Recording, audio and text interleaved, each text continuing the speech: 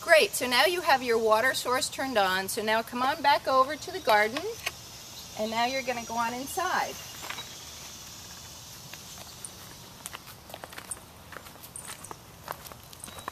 And when you enter into the garden, if you look over onto the right-hand side, you're going to see that main black water line which travels all the way down the length of the garden.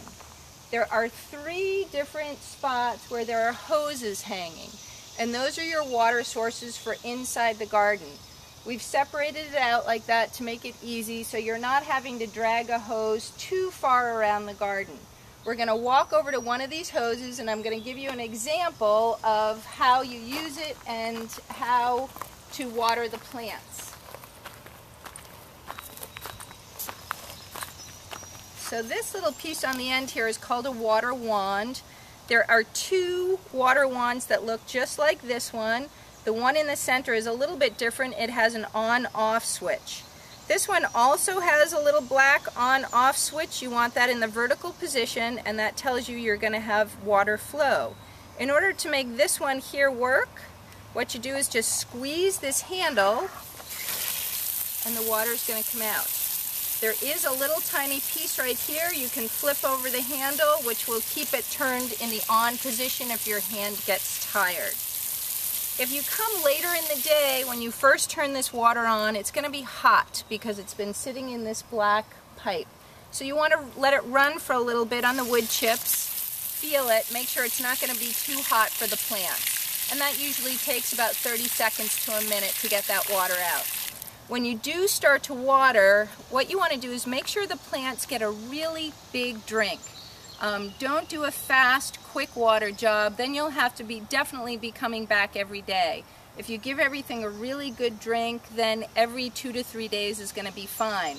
And the key to good watering is to get the water where we want it, which is on the root system of the plants. So when you're watering, if you water down low towards the roots of the plants and try to avoid getting the tops or the greens wet. Sometimes that's going to be difficult. Like here, for instance, in this bed we have some baby carrots. Some of the tops of those greens might get wet, and that's okay. So do the best you can to water the root zone and not the greens.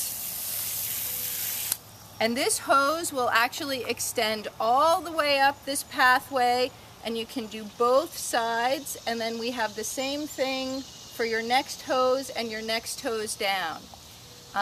And so this is fairly straightforward, and again, we just want to make sure everything is getting a really, really nice long drink.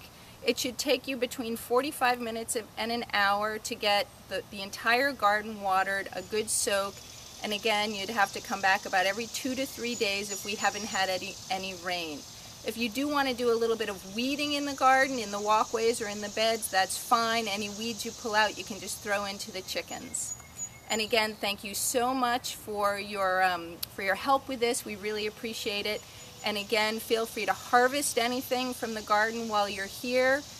Take what you'll use. There's going to be beans and summer squash, tomatoes are coming in, feel free to cut some flowers, so please help yourself, and thanks again.